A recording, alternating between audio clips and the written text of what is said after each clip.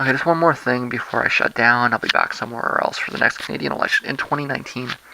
The platform might not even exist yet. I don't know. But don't believe anybody that tries to tell you that the polling is inaccurate or uncertain moving into the future due to shifts in technology or whatever else. That is the deepest establishment propaganda of all. The idea that you can't predict the outcome. Because if you can't predict the outcome, then they can make it whatever they want it is. And you have no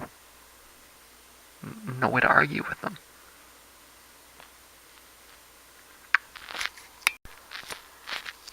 Okay, so what's coming up over the next 4 to 8 years?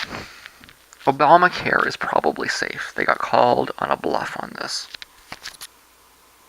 Obamacare is exactly what the pharmaceutical companies want.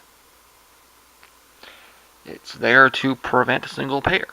If they take away Obamacare, they'll have to deal with a movement for single payer, and it will be that much stronger. Let's move back to the Democratic primaries, where you actually had people voting against Bernie Sanders because they thought they were going to take away their Obamacare.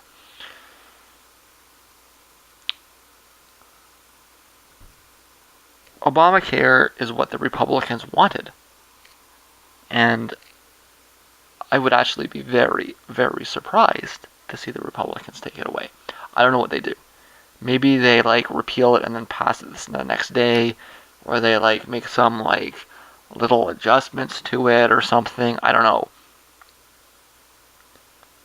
But I think that the basic core of a mandate is exactly what Newt Gingrich wanted, exactly what the Heritage Foundation wanted, and is not going to be repealed. They were probably never thinking that they would get to this point.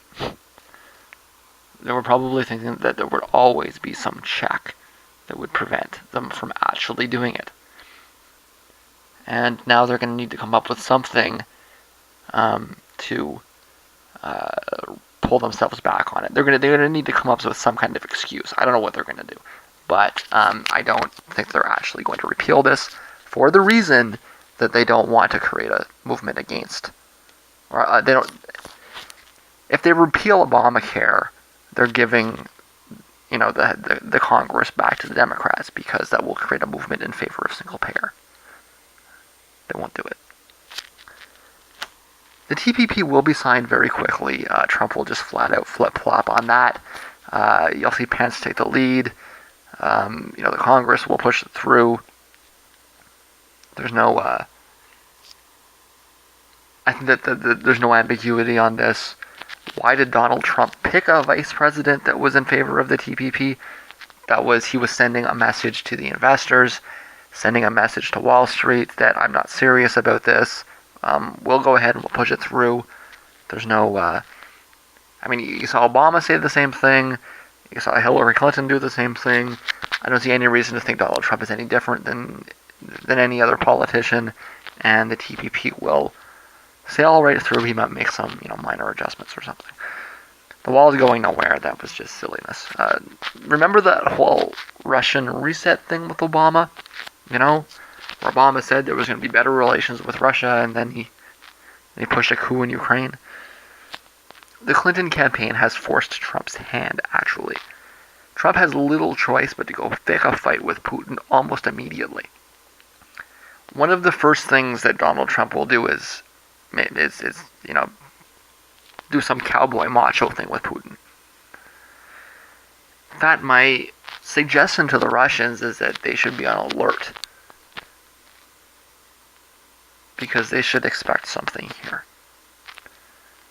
The Iran deal is unclear. I think I'm going to be quiet about that for a few minutes, or for a few weeks. I think that there's one or two possibilities with the Iran deal. Either they do nothing, or if they drop it, if they can't bring the sanctions back. The reasons why they signed the Iran deal was because the rest of the world was getting fed up with sanctions.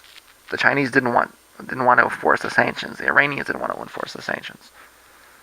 And if you can't put sanctions on them, you have no pressure on them. And so they signed the deal in order to allow the Chinese to get out of the sanctions. I know that's not what the media in the States said, but the media in the States is of no value, really. So, I mean, do you think Trump is going to convince China to put sanctions on Iran? Of course not. If he signs the deal up, what he's doing is he's giving Iran their program back. It doesn't change the fundamental reality of things. It doesn't change the fact that the Russians have anti-aircraft defense systems in Iran, and people are going to die if they try to bomb them. So, I mean, Okay, I need to give you a caveat here.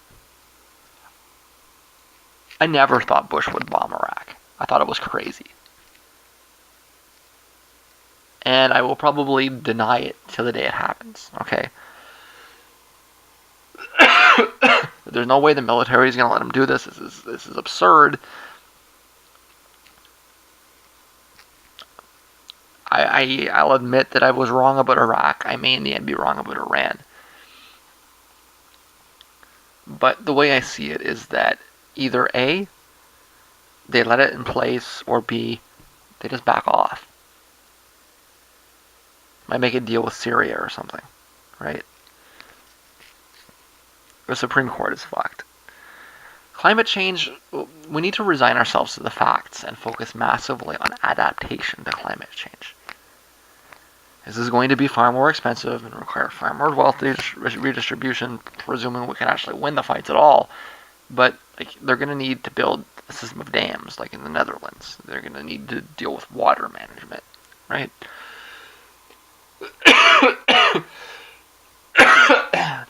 Excuse me. Instead of focusing energy on trying to stop climate change, activists need to focus energy on adjusting to it. And I'm going to state this bluntly. In terms of the positives, the one real argument I had for Trump is that I think he'll be more likely to drop the federal law on marijuana. Not that I think it's really likely. But I mean, it's certainly a lot more likely than Clinton, right? Clinton has been very staunchly anti-pot forever. I don't think Trump gives a fuck. This isn't even on his radar. As far as things that Trump wants to do, marijuana, it's like he doesn't care, right? But the thing is that with Trump, he has all of his positions are about states' rights. Abortion's about states' rights. Obamacare is about states' rights. It's going to be kind of hard for him to maintain consistency, right? And you may be able to push that down on him. You might be able to tell him that if you want to be consistent in your view about states' rights, then you're going to have to accept this about marijuana.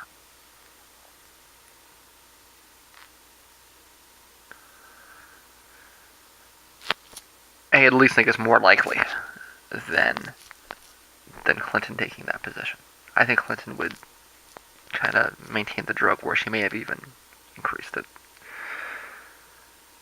What you will actually get from Donald Trump is tax cuts for the wealthy, more Reaganomics, cuts in the regulatory frameworks that are needed to make trade work fairly, further trade liberalization, boosts in defense spending, and further cuts in social services. Social security is in serious jeopardy. I don't think they're going to cut Obamacare. I do think they will probably very severely damage Social Security. Not only will he not give you your job back, he will take away your pension and your welfare too. You've been fooled. Well, remember, I don't think you actually voted for him. Okay, it's 5:30. I've got the heavy lifting done. I'm gonna get something to eat. But I'm gonna make a real meal. I didn't eat yesterday, besides some leftover. I had the rest of my popcorn. about 2 bites worth of spaghetti and a smoothie. So I'm gonna have a real meal today. And by the time I'm done, the reacts should be all, or mostly all, exported anyways. They might not, well, mostly all. I don't think it'll be completely done yet, but mostly done. So I can get to finishing that, and am I gonna get into the other room to get this actual work done tonight? I think so, but it might be late. So this is the plan. I do think I'll get there. For right now, I feel good. My head's okay, but I'm hungry, so let's get something to eat, and then, yeah. Something by the end of the day. It might not be too productive, but something by the end of the day, I'm pretty sure. The harsh truth with the climate is that we're going to need to focus on local adaptive measures and let those who won't accept science deal with the consequences. So, we're going to see more emissions, we're going to see more coal, we're going to see, this is not going to reverse. This is going to get worse. So, the people that don't want to deal with the people that don't want to take steps to reverse the problem are going to have to deal with the consequences. People in India are, well, let's not blame the people in India for the election in the United States. Let's focus on the United States. The Midwest is going to wash into the sea. Okay? They're going to have worse rains, worse flooding, and they're voting against their interests, and this is what we're going to have to deal with. Okay? They're going to wash into the Gulf of Mexico, and they can take it up with their fucking God. Okay? We can't be sitting around trying to build a consensus anymore. We need to focus on taking action. So California needs to be focusing on desalination because they're going to run out of water. New York needs to be focusing on seawalls because they're going to flood.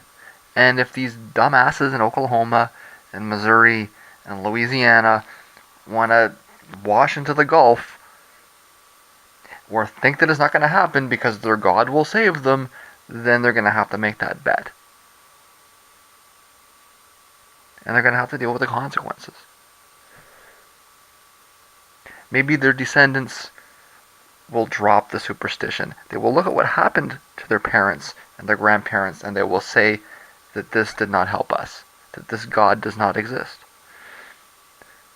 They're not listening, they're not evolving, they're not moving forward. Let them die. We had this debate, it's over, and we're just going to have to start leaving people behind. We can't be sitting around trying to build consensus anymore. We need to focus on local concerns. So if you live in New York, stop worrying about the presidency. Stop worrying about your Congress. Focus on the city. Focus on the state. There's lots of money in New York. You can build a seawall in New York, and frankly, it's probably a better idea to have it under the control of the city than it is to have it under the control of the federal government for obvious reasons. If you live in California, you want to look at local adaptive measures, desalination plants, ways to reroute water sources. And you're going to want to focus on your state governments, your municipal governments. Forget about the federal government. It's not going to help you.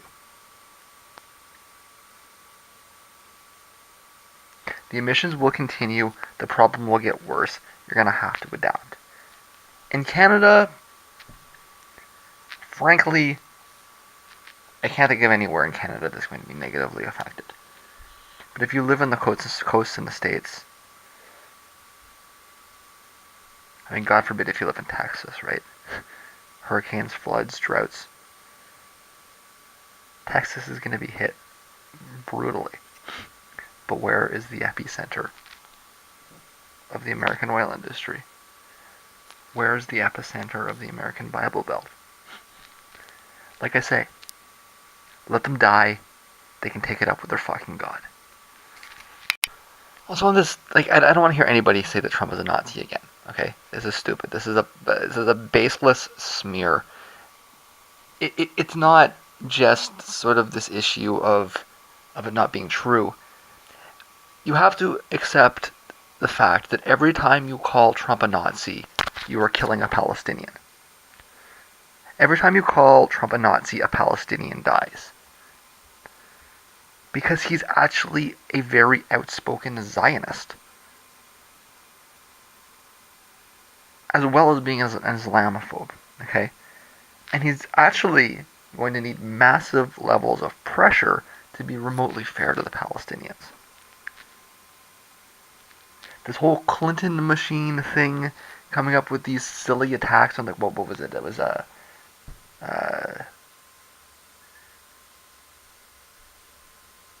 it was like a stock decal of and it looked kind of like a Star of David. It was the dumbest thing. Okay, every time you push an argument like that, a Palestinian dies. Because the louder you push the point, the more you force him to prove he's a friend of Israel. You really want to knock that shit off. One of the people in the world that's the happiest that Trump got elected is Benjamin Netanyahu.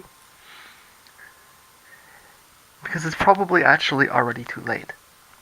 He probably already needs to do something for Netanyahu to prove to the TV networks, to the Democratic, party bosses, or not even the party bosses, but just the massive voters that he's not an anti-Semite. So let this be a lesson, okay? You need to think about the consequences of your smears. Because now he's going to have to go kill Palestinians to prove he's not a Nazi. There's a article here at Forward where Netanyahu called Trump a true friend of Israel and issued a boilerplate welcome to the new leader. And that's right. I mean, listen. If the Jews did control America, Trump is exactly the kind of candidate they would put in power. Yeah, you fucking idiots. If you needed more evidence that white supremacists are not very smart people, they can't see. They can't see the Jew bait there. If the Jews controlled the media, if the Jews controlled the policy, if the Jews controlled the whole thing, that's what they would give you. Is they would give you Donald Trump, and you're too stupid to see it. Now, I'm not denying that there are a lot of people that supported Trump, that voted for Trump, that have very unsavory views. Okay, but let's keep our criticism to his supporters and be realistic about who he is and what his policies are. Not only is Donald Trump not a Nazi, he might be the most openly pro-Zionist leader that the United States has ever had. I have not forgotten that our government sent scores of people to their deaths for no discernible reason. But I am aware that this continues to this day. There should be a day where we resolve to end the power of the state so that it can never send us off to die again. Not a day where we glorify the state.